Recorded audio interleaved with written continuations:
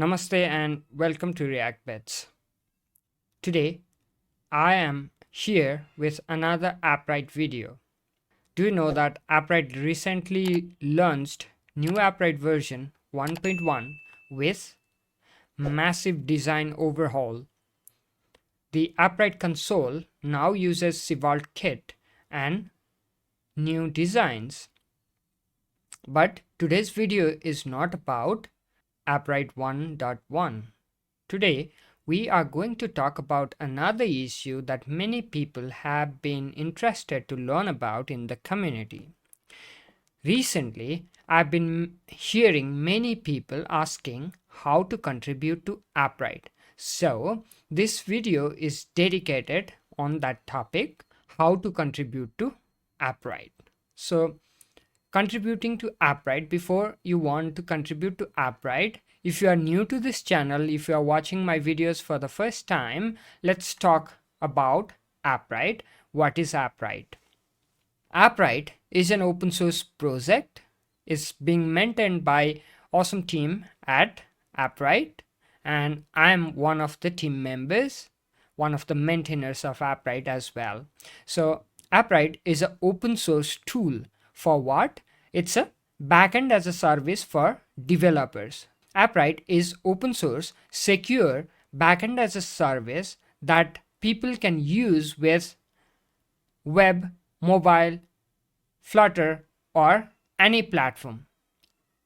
The Appwrite's sole intention is to be platform agnostic, language agnostic, so that developers can choose to work with their existing tech stack. That is Appwrite. To learn more about Appwrite, you can head over to appwrite.io. Next, why to contribute to Appwrite or open source in general? First, let's talk about why to contribute to open source in general. Contributing to open source helps you gain experience, real life experience that you might not get fresh out of college when you don't have a job. Contributing to open source also adds a lot of value to your portfolio because open source projects tend to be good and they tend to follow various industry standards while maintaining the project. So contributing to open source project means that you have learned about those standards, you have participated in a teamwork of maintaining an open source project. To contribute to open source means giving back to the community, the very community you learn from and you thrive as a developer. Giving back is always good because it makes you feel good. It makes the life of other people better and it makes you feel good from heart. Another reason is to make a difference. When you are contributing to a good open source project being used by many people, even if you make it just a little bit better, you are touching the lives of many people that are using those products, and that's making difference. Finally, to build a connection with different people from different areas of life. Open source maintainers are from various countries, various cultures, various places where when you build connections, you might even get a job or you might find a good friend. I myself, I joined Appwrite, but I started by contributing to Appwrite. Now I have a job at Appwrite as well as very good friends working with me in Appwrite. Why contribute to Appwrite? There are many open source projects to consider, right? Appwrite is already being used by thousands of developers. It has 28,000 plus stars in GitHub. It has more than 100,000 developers community. The Discord server has more than 10,000 members.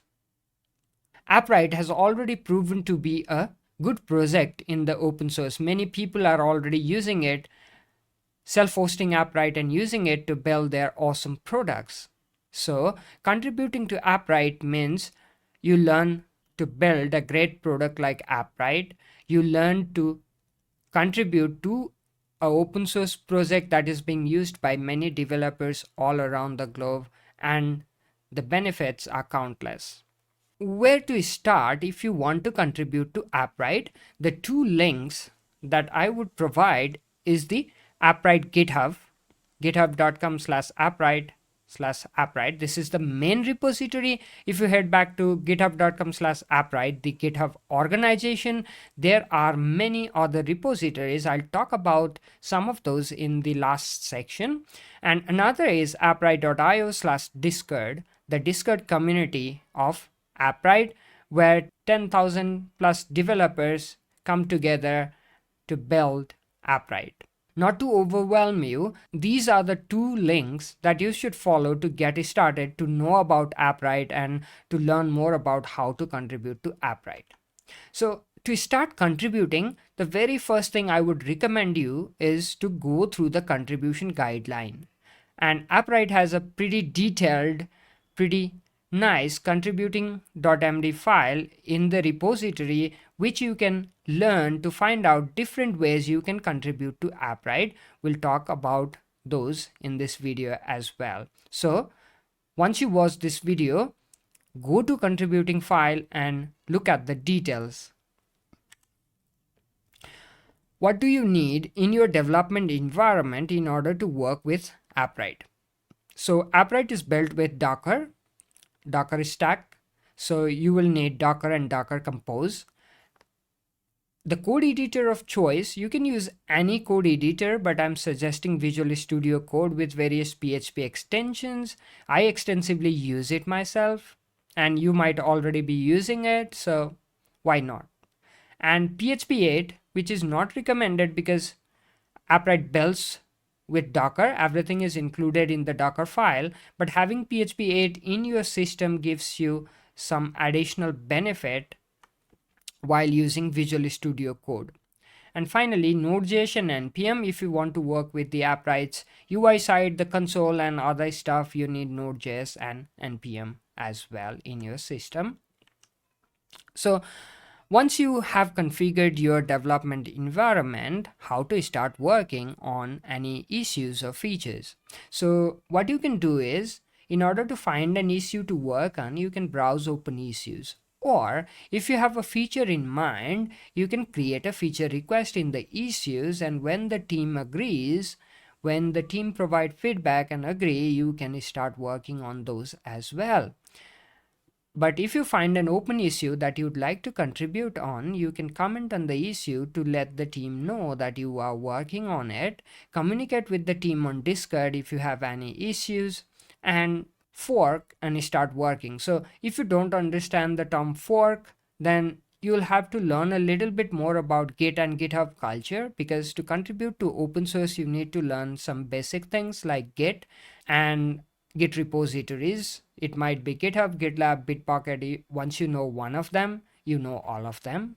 Next, when working with Appwrite, you need to follow certain principles or certain guidelines while naming your branches. So you are working on a new feature or new bug fix, how to name your branch.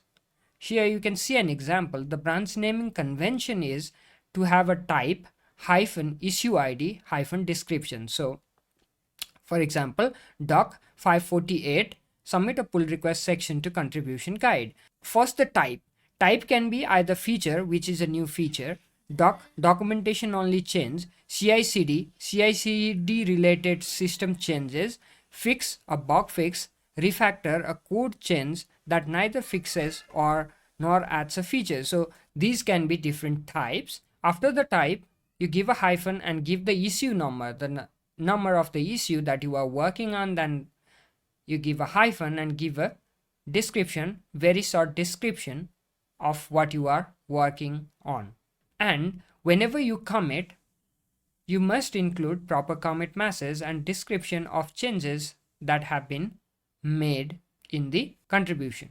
When you make a change and when you want to push, before you push, do these two things. First, formatting. So Appwrite follows PSR12 PHP standards for formatting code files, which you can easily do by running composer format your file path. So if you have not installed PHP locally, you can use composer docker container in order to run these commands. But if you install PHP and composer locally, you can just run composer format and your file path and run the linter so that you can find more issues if there are any remaining. So if you run composer lint, the linter will find if any issues there are in the code formatting.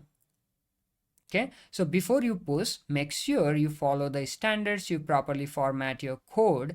Not only this, you should also remember to give proper naming to variables, proper naming to your functions, add code comments and doc block comments wherever necessary. So comments and code standards are pretty important in Appwrite Codebase. You have to follow the standards, and whenever you have confusion on how to name, how to write documentation, look at existing code, look at similar patterns, how it has been done in other sections of the code. So use that, follow that. However, if you do have a better suggestion, don't hesitate to make it to the community. Don't hesitate to make a suggestion to the team. Appwrite is always open to feedback. Another thing to remember, if you are writing a bug fix or adding a feature, tests are required and tests are invaluable. Also, if you are making some changes, add change logs to the changes.md file. However, don't worry too much. Do your best work and submit the pull request so that Appwrite team will get to review it and provide feedback. And whenever you get feedback, it doesn't mean you did a bad work. It just means you missed few things or there are a couple of improvements to be made. Our own PRs inside Appwrite goes through multiple iterations, so there is nothing to be ashamed about if you don't get it right the first time, because we are improving, we are humans, we make mistakes, we miss things. So don't worry, just submit your PR. But remember, do your best work, consult with the team. If you have confusion, consult with the community, come back to the team, discuss. Now let's head on to Appwrite architecture and folder structure, just a bit of ground understanding so that you can directly start contributing to Appwrite in any way you can. So let's get back to Appwrite repository. So here is the Appwrite repository and here is the contributing file that I talked about. This talks about all of this: submitting pull request, giving proper name to the branch, how you should work with Git, how you can format, how you can lint, you can push, and you can submit. So let's talk about the architecture. Let's go through this diagram. Appwrite can integrate with web, Flutter, iOS, Android servers, any kind of application that you can imagine that works with WebSockets, REST API. This is Appwrite, and this whole system is what makes up Appwrite. There are so many things behind. So in between there is a load balancer and SSL gateway which is using traffic. You don't have to learn all about traffic, just understand that traffic is a load balancer as well as SSL gateway. It helps generate SSL certificates and stuff automatically. And then once a request is received by the load balancer, we can see if the request is coming as a REST API, a real-time API, or a GraphQL API, or there is also a console. If one of these, there is a security layer that handles authentication, authorization, and all those things. And behind the security layer, there is antivirus, Redis queue, cache, the functions executor, and there is also database behind the cache. There is actual database that is right now using MariaDB. There are also different queues which we call background workers like deletes, certificates, functions, webhooks, database, mails, audits, build, maintenance. All of these are handling some specific task. So for example, deletes container is handling large delete. So whenever, for example, if you delete a project, in the background we need to delete all the things related to that project, like users, teams, databases, all those things. And if you do that in the API will become quite slow and unresponsive. So what we do is we do it with workers that run in background. Whenever a project is deleted, we add a new item to the delete queue that following project was deleted, and the deletes worker reads that item from the delete queue and then processes it to delete all the things that are required to be deleted because the project was deleted. Similar with functions, whenever function executions occur or function executions occur, the open runtime executor receives the request and sends it to the function worker. And execution can be synchronous or asynchronous. Whenever it is synchronous, it waits for the result to send it back to the API. Otherwise, it lets the function do it by adding it in the queue. And there are others like mail. Whenever we want to send an email, we don't do it in the API layer. We just pass it to the queue and mail's worker handles it. On top of these layers behind, Appwrite provides following APIs, following services: functions, users, accounts, teams, database, storage, localization, avatar, health. To learn all about what these services are and what they do, you can head over to appwrite.io/docs. So you can read the documentation regarding these different services, what they are and what features they provide. So this is the general architecture. All of these workers you see are Docker containers. The main Appwrite container, which handles these real-time GraphQL and REST API, is also a Docker container where console is built inside. And there are other dependencies like database, MariaDB, and there are some usage workers, which you don't have to understand in detail in the beginning. If you understand the basic architecture, we'll look at the different file and folder structure as well. If you understand this, you can start looking at the code and trying to figure out how to contribute. Next, let's look at the folder structure. So you can find all this information in the contributing.md. So I'm not inventing anything. Appwrite has all this information already there in the contributing.md. If you look at the main folder, we have in the top level, we have app and then bin, docker, docs, public, source, tests. These are the top level folders. So here I'm logged in, so we can view these file structures here.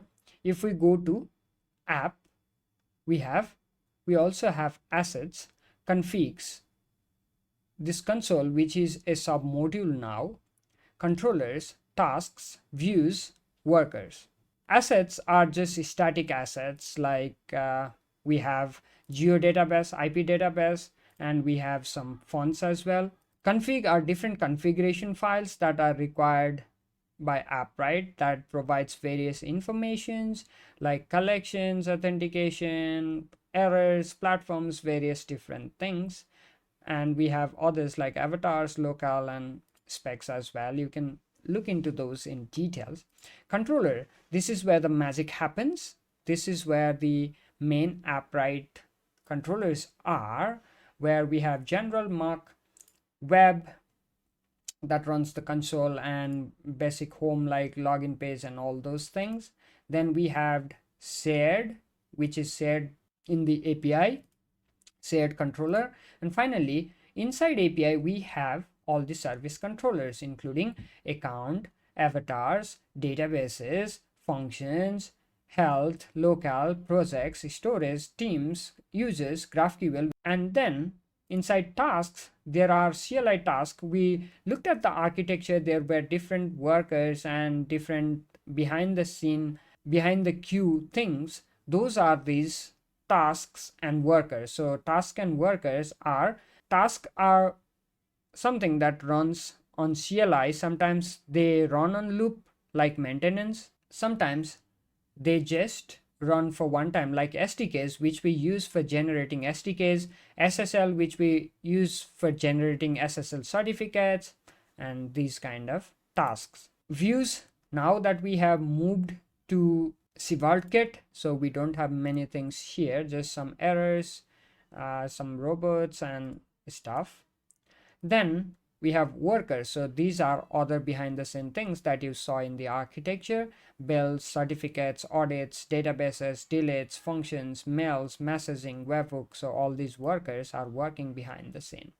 CLI is the file that brings in all the CLI tasks and prepares the CLI task which we can execute from the Docker container.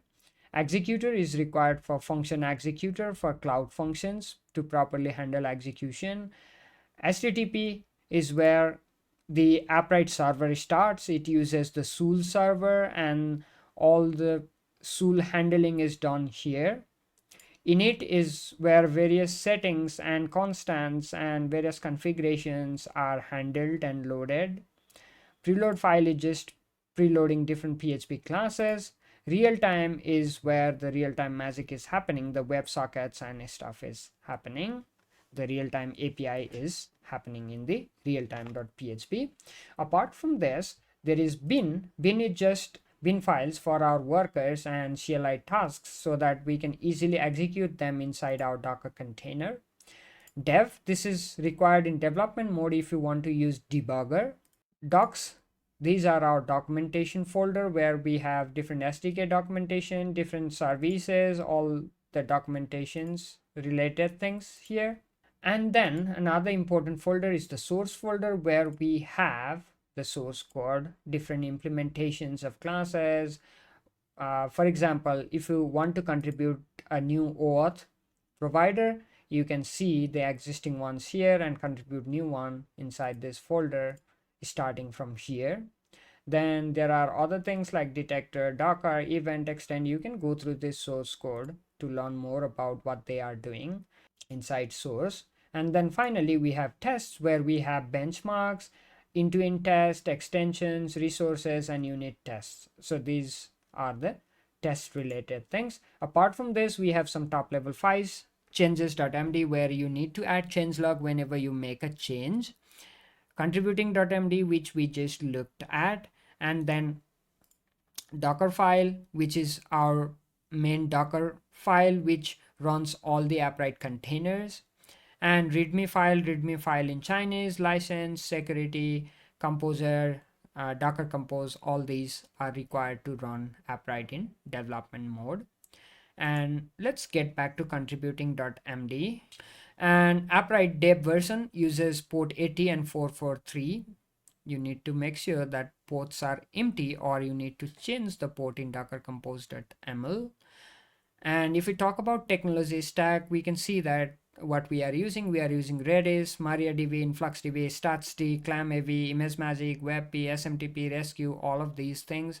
Now we are even using Civart Cat. Package manager, PHP's PHP Composer, and for JS, NPM.